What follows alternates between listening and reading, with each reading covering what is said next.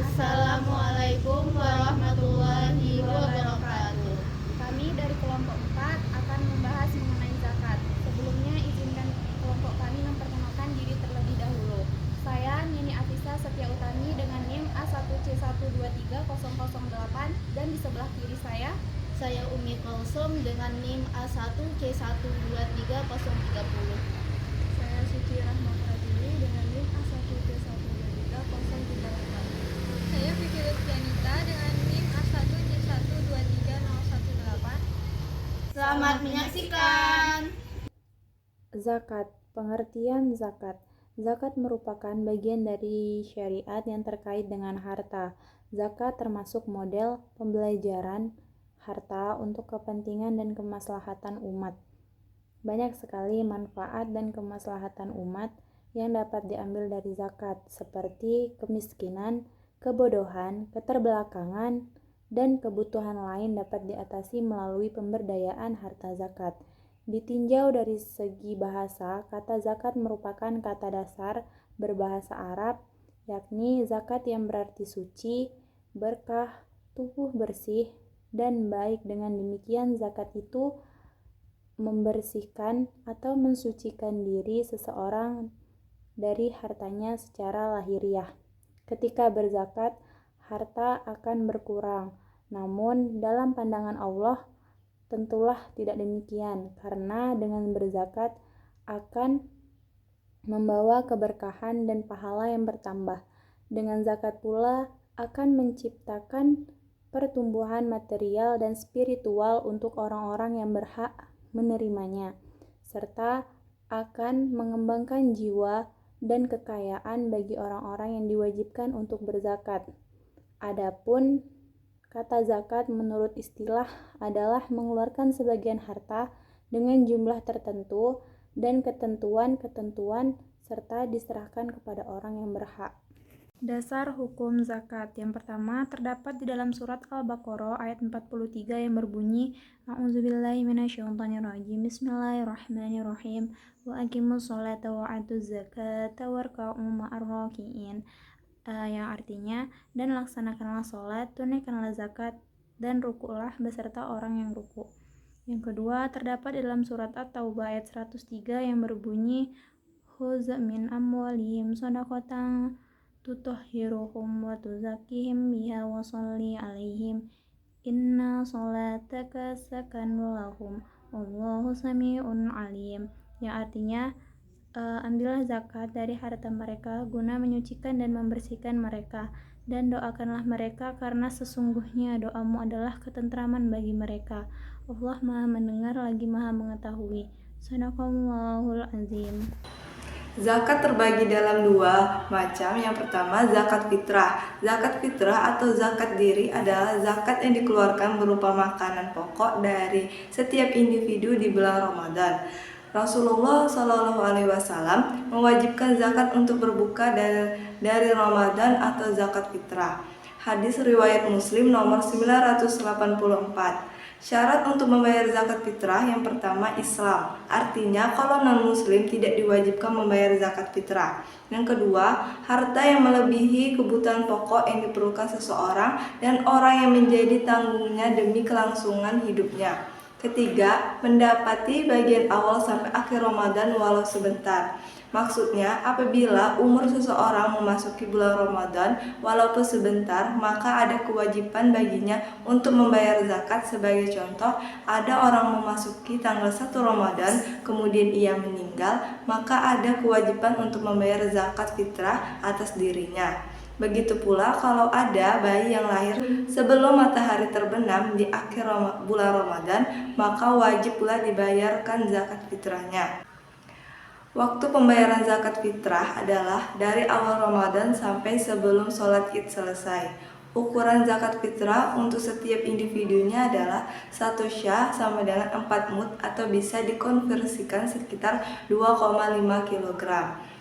Yang kedua, zakat mal. Zakat harta atau zakat mal adalah zakat yang harus dikeluarkan atas kepemilikan harta apabila telah mencapai nisab dan haul. Adapun syarat harta yang kena wajib zakat adalah yang pertama, hak memiliki sempurna. Artinya, kalau harta yang kita kuasai masih ada utang dan ada hak orang lain di sana harus dikurangi terlebih dahulu. 2. Hartanya berkembang atau bertambah nilai. Sebagai contoh, kalau kita jual modalnya 100, kemudian setelah jual jumlahnya menjadi 150.000, ada nilai yang bertambah di sana, maka itu disebut dengan berkembang. Ketiga, mencapai nisab. Nisab yaitu batas minimal harta sehingga wajib dizakati. Sebagai contoh, nisab dari emas adalah 85 gram, artinya kalau kita memiliki 84 gram, kita belum kena wajib zakat. Sedangkan kalau kita memiliki sama dengan atau lebih dari 85 gram emas, maka sudah wajib membayarkan zakatnya. 4. Mencapai haul. Haul artinya genap 1 tahun. Artinya, harta yang kita kuasai, yang kita miliki harus dimiliki genap 1 tahun dalam kalender Hijriah. Adapun jenis harta yang wajib dizakatkan di antaranya, yang pertama adalah zakat perniagaan. Zakat perniagaan adalah zakat yang dikeluarkan atas kepemilikan harta yang diperuntukkan untuk jual beli. Zakat ini dikenakan pada peniaga yang diusahakan baik secara perorangan maupun perserikatan seperti CV, PT, koperasi, dan sebagainya. Yang kedua adalah zakat pertanian dan perkebunan. Zakat yang dikeluarkan dengan objek hasil pertanian seperti makanan pokok dan hasil pertanian lain yang bisa disimpan dan dinikmati hasilnya. Yang ketiga adalah zakat peternakan. Zakat peternakan adalah zakat yang harus dikeluarkan atas binatang ternak yang dimiliki seperti unta, kerbau, sapi, kambing, dan domba. Yang keempat adalah zakat pertambangan. Zakat pertambangan adalah zakat yang dikeluarkan untuk setiap barang hasil dari pertambangan yang digali sekaligus harus memenuhi nisabnya. Zakat provisi. Zakat provisi adalah bagian dari zakat mal yang wajib dikeluarkan atas harta yang berasal dari diri pendapatan atau penghasilan dari rutin dari pekerjaan yang tidak melanggar syariat. Yang keenam adalah zakat rikas. Zakat rikas adalah zakat harta terpendam yang merupakan peninggalan bangsa masa lalu yang tidak mensyaratkan nisab dan haul. Nisab, waktu, dan juga kadar dari masing-masing zakat mal. Yang pertama adalah emas. Nisab dari emas adalah 85 gram dalam waktu 1 tahun. Kadar yang harus dikeluarkan bagi umat muslim adalah sebesar 2,5%. Yang kedua adalah perak dengan nisab 595 gram selama 1 tahun. Yang harus dikeluarkan adalah 2,5%.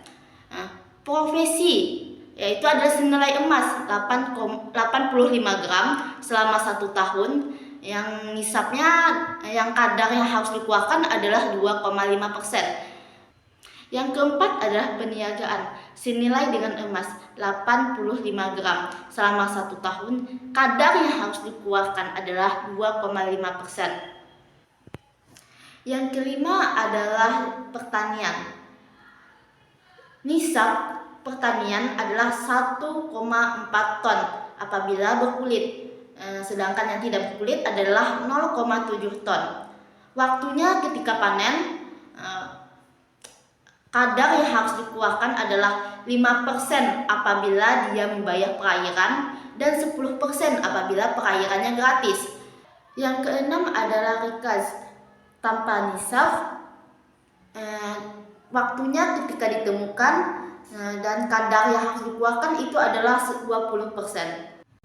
Unta dengan nisab 5 ekor dalam waktu 1 tahun, jadi kadar yang harus dikeluarkan umat muslim adalah 1 domba. Untuk sapi itu 30 dengan nisabnya 30 ekor dalam waktu 1 tahun, dengan kadar yang harus dikeluarkan itu adalah sapi yang berumur 1 tahun. Untuk kambing ada nisabnya adalah 40 ekor kambing dalam waktu 1 tahun. Jadi kadar yang harus dikeluarkan adalah 1 domba. Dan untuk yang lainnya itu ada senilai emas yaitu 85 gram dalam waktu 1 tahun, yaitu kadar yang harus dikeluarkan adalah 2,5%. Tujuan disyariatkannya zakat adalah sebagai berikut. Yang pertama, menghilangkan sifat kikir, sifat tamak, dan serakah terhadap kepemilikan harta. Yang kedua, membersihkan dan menyucikan harta dan jiwa muzaki. Yang keempat, menghindari kecintaan pada kehidupan duniawi semata. Yang keempat, mendidik manusia untuk berdisiplin menunaikan kewajiban. Yang kelima, mengembangkan rasa tanggung jawab sosial pada diri seseorang, terutama pada mereka yang memiliki harta dan kekayaan.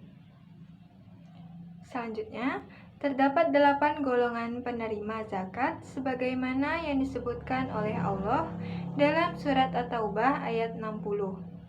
Yang pertama adalah fakir, adalah seseorang yang tidak memiliki usaha, harta, dan kemampuan untuk memenuhi kebutuhan hidupnya.